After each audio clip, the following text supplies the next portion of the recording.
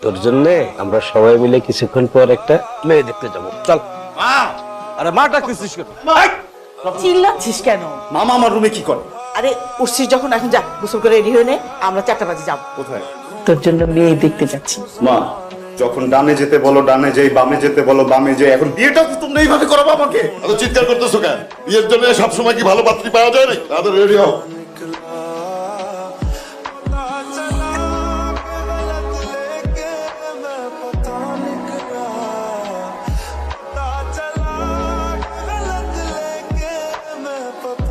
মাশাআল্লাহ। মেয়ে দেখতে এসে মাথা নিচু করে থাকলে হবে? একটু তাকাও। রায়হান দেখ, আমাদের মধ্যে তো একটু কথাবার্তা হলো, ওদের কথাবার্তা হোক, সে ব্যবস্থাটা করে দেন, বাদ বাকি কথা আমরা বলে নিব।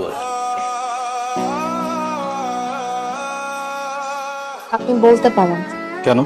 আপনি কিছু বলবেন না? আপনার বলা নাই থাকতে পারে, কিন্তু আমাকে তো বলতে হবে। এখন যদি না বলি পরে দেখা যাবে যে বিপদে পড়ে গেছি। দেখেন, আমি খুবই স্ট্রেট ফরওয়ার্ড কথা বলা একটা ছেলে। আপনাকে আমার প্রথম দেখেই খুব ভালো লেগেছে, কিন্তু আমি কিন্তু পাত্রী দেখতে আসিনি, জোর করে এনেছে আমাকে। আপনি আপনার মতো না করে দিতে পারেন। সেই অপশনটাই তো আমার হাতে নাই। আপনাকে আমার ব্যাপারে কিছু বলি, আমি তো বেকার, আমার বেশ কিছু মেয়ে ফ্রেন্ডস আছে, ইভেন আমি বেশ কিছু রিলেশনশিপেও ছিলাম। স্মোক করি, ফ্রেন্ডের সাথে আড্ডা দিই, রাতে বাড়ি ফিরি আর বাড়িও যাই। একটু ভেবে দেখেন, এমন একটা ছেলেকে আপনার পছন্দ হয় কিনা? আমার পছন্দ অপছন্দ কিছু যায় আসে, আমার ফ্যামিলি যেটা ঠিক করবে আমার সেটাই করতে হবে। তোমাদের কি আরো সময় লাগবে? আই থিংক উই আর ডান। এই মেয়ে যদি আমার ছেলের বউ হয়ে যাবে, অনেক খুশি হব। আব্দুল্লাহ ভাই, আপনি কোনো কথা বলতেছেন না কেন? একটু মতামত দেন। মেয়েটারে ভালো লাগছে, আদব কায়দা ভালো। তোমার বোনের কি অবস্থা? আর শোনো, এখন তো আর আগের দিনের ছেলে পেলে না, এখনকার ছেলে পেলে, বুঝতে পারছো? এই ডাক দাও না তোমার বোনের কথা বলি। শারমিন, তোর কি সব বলে দিতে হবে? কেন তুই কি তোর মেয়ের কাছ থেকে ছেলেটার নাম্বার নিয়ে ফোন করে কথা বলতে পারিস না? আমি নাম্বার দিয়ে দিতেছি তোমাকে, কথা বলে আলাপচারিতা করো। সব টাকা তো আর আমাদের না, তাই না? হ্যালো, আমি শারমিন, আজকে আপনি আমাদের বাসায় এসেছিলেন। জি বলেন। আমি এত রাতে আপনাকে কল করতে চাইলে আপা আর দুলাভাইয়ের চাপে আপনাকে ফোন করেছি। কোনো অসুবিধা নেই, বলেন। মানে দেখা করতে যাচ্ছেন? ভালো। ওকে, কাল দেখা করি। আপনাকে অ্যাড্রেসটা টেক্সট করে দিব, আপনি ওখানে চলে আসেন তাহলে। কি খাবেন? কথা বলবো, আমি কিছু খাবো না কারণ বেশি সময় থাকতে পারবো না। নার্ভাস হওয়ার মতো কিছু নেই। আপনি আমাকে দেখতে গিয়েছিলেন, আপনার ফ্যামিলি হয়তো আমাকে পছন্দ করেছে আর এখন বিয়ের কথাও আগাতে পারে, কিন্তু দেখবেন বিয়েটা হবে না। কেন? কারণ আমার ফ্যামিলি পাত্রপক্ষ থেকে একটা বিষয় সবসময় গোপন করে আসছে, পরে অবশ্য তারা সেটা জেনে যায় আর প্রত্যেকবারই একই ইস্যুতে বিয়ে ভেঙে যায়। ইস্যুটা কি? আমার একবার বিয়ে হয়েছিল, পাত্রপক্ষ আমাকে দেখতে এসে কাবিন করে রেখে যায়। পরে অবশ্য জানা যায় যে ছেলেটা ভালো ছিল না আর এই জন্য বিয়েটাও আর আগায়। কিন্তু এরপর যতবারই বিয়ের কথা হয়েছে আমার পরিবার প্রত্যেকবারই ব্যাপারটা লুকিয়েছে, কিন্তু লুকিয়ে কোনো লাভ হয়নি কারণ গ্রামের সবাই জানিয়ে দিয়েছে। আপনি কথাগুলো আমাকে কেন বললেন? কারণ আমি আপনার হেল্প চাই। কি হেল্প? দেখেন, এই ব্যাপারটা আপনার ফ্যামিলি হয়তো জেনে যাবে, আপনিও জেনে গেছেন, কিন্তু এরপরও যদি আপনার ফ্যামিলি আমাকে পছন্দ করে তাহলে প্লিজ আপনি বিয়েটা ভেঙে দেবেন। আমিও বিয়ে করতে চাই না, আমার জীবনে কারো করুণার দরকার নেই। আমি আছি, দুজন মিলে বিয়েটা ভেঙে দিই। থ্যাংক ইউ, আজকে তাহলে উঠি। বিষয়টা যে ওরা গোপন রাখছে, কাজটা ওরা একদম ঠিক করে নাই। আমি আসলে ওদের সব বিষয় সম্পর্কে জানতাম, শুধু এই বিষয়টা আমাকে গোপন করছে। এই বিষয়টা আগে জানলে এই সম্বন্ধে আমি আগাতাম না। কি ব্যাপার, আমাকে দেখে সব চুপ হয়ে গেল কেন? এই সম্বন্ধ আর আগাবে না। কেন? প্রবলেমটা কোথায়? মেয়েদের টাকা কম? ওসব কিছু না। মেয়ের চরিত্র খারাপ নাকি আগে বিয়ে হয়েছিল? হ্যাঁ, মেয়ের আগে একটা বিয়ে হয়েছিল, ওরা আমাদের কাছে গোপন করেছে। আমি তো এখানে কোনো প্রবলেম দেখছি না, তোমাদের প্রবলেমটা কোথায়? নেক্সট টাইম যদি আমার বিয়ের ব্যাপারে কোনো কথা বলো খুব বেশি খারাপ হয়ে যাবে। তোমার বোনের দায়িত্ব আমি আর নিতে পারবো না। কেন কি হয়েছে? কি হয়েছে মানে? ছেলে পক্ষ জানা গেছে যে তার আগে বিয়ে হয়েছিল।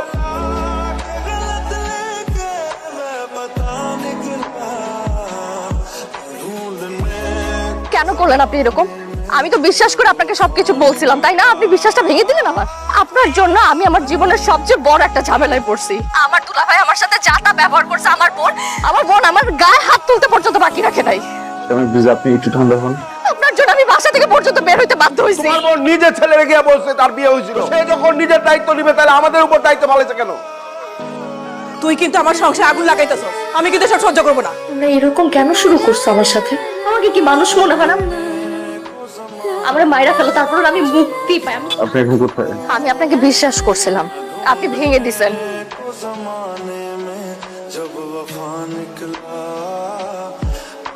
আমরা কি কিছুক্ষণের জন্য ভুলে যেতে পারি আমাদের বিয়ের আলাপ হয়েছিল? আমি আসলে এই বিষয়ে কথা বলতে চাচ্ছি না। আমি বিশ্বাস করেছিলাম আপনাকে। আপনি আমাকে বিশ্বাস করেছিলেন, আমিও কিন্তু আপনার বিশ্বাস রেখেছি। আমি বাসায় গিয়ে হঠাৎ জানতে পারলাম যে ফ্যামিলির সবাই সবকিছু জেনে গেছে। আমি কিন্তু চুপ থাকিনি শারমিন, আমি আপনার জায়গাটা ক্লিয়ার করেছি। আমি তাদেরকে বলেছি যে আপনি আমাকে সবকিছুই আগে জানিয়েছেন, যেন তারা আপনাকে ভুল না বুঝছে। আপনি এখন আমাকে ভুল বুঝছেন না। আমি আপনার কোনো ধরনের সিম্প্যাথি চাই না।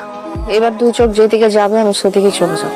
দেখেন, আপনাকে বা আমাকে আমাদের পরিবার কেউ এই মুহূর্তে মূল্যায়ন করছে না, কারণ তারা মনে করে আমরা ইম্যাচিওর, তারা মনে করে আমরা ছোট। এখন আপনি যদি এই রাগটা ধরে বসে থাকেন, তাদের যে ভুল ধারণাটা সেটা তো সঠিক হয়ে যাবে। চলেন প্লিজ।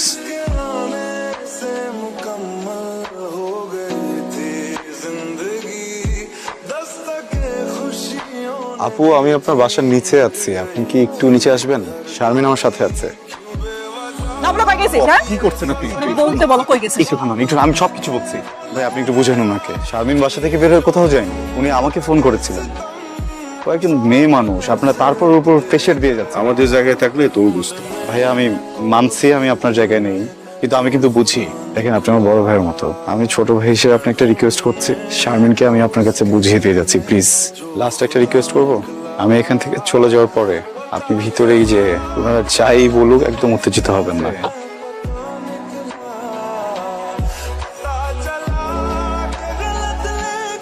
তুমি কিন্তু বাড়াবাড়ি করতেছো। বাবা, কোন স্কুলে পড়বো, কোন কলেজে পড়বো, কোন ইউনিভার্সিটিতে পড়বো সবকিছু তোমরা ফিক্স করে দিয়েছো। আমাকে কখনো জিজ্ঞেস করো নাই। ইভেন কোন সাবজেক্টটাতে পড়বো এটা পর্যন্ত তোমরা ফিক্স করে দিয়েছো, জিজ্ঞেস করো নাই ওটাতে আমি গুড নাকি ওটাতে আমি ব্যাড। আমি তো তোমার ছেলে, তাই না? আমাকে তো রাস্তা থেকে তুলানো নেই। আচ্ছা ফাইন, আমি মেনে নিলাম তুমি আমাকে জন্ম দিছো, তুমি যা ইচ্ছা আমার সাথে তাই করতে পারো, কিন্তু এই মেয়েটার কি দোষ? বেরিয়ে যা, বেরিয়ে যা আমার চোখের সামনে থেকে, বেরিয়ে যা। কখন অ্যাক্সিডেন্ট করলো? আপা, ভাইয়া দরজাটা খোলেন না। রে এত রাতে কি হয়েছে? হাসপাতালে যেতে হবে। হাসপাতালে? কার কি হয়েছে? রায়হান অ্যাক্সিডেন্ট করছে, আমাকে হাসপাতাল থেকে মাত্র ফোন করছিল। ওর ফোন থেকে আমার নাম্বার পাইছে, আমাকে যেতে হবে, তাড়াতাড়ি চল। এখানে শারমিন নামের কেউ আছেন? আমি। আপনি একটু আসেন। বাইক আসলে অনেক স্পিডে ছিল, হঠাৎ করে দেখি রং সাইড থেকে একটা ট্রাক। আমি কন্ট্রোল করার অনেক চেষ্টা করেছিলাম, ট্রাকটা মেরে দিয়ে চলে গেল। শারমিন, আপনার জীবনে যে কারণে সবাই আপনাকে ছোট করে, আপনাকে অবহেলা করে, আপনি নিজেও নিজেকে ছোট করে দেখেন, সেখানে কিন্তু আপনার কোনো দোষ ছিল না, সেটা একটা দুর্ঘটনা ছিল। এখন মাথাটা পরিষ্কার করে একটা কথার উত্তর দেবেন, এই হাত পা ভাঙা ছেলেটাকে বিয়ে করবেন?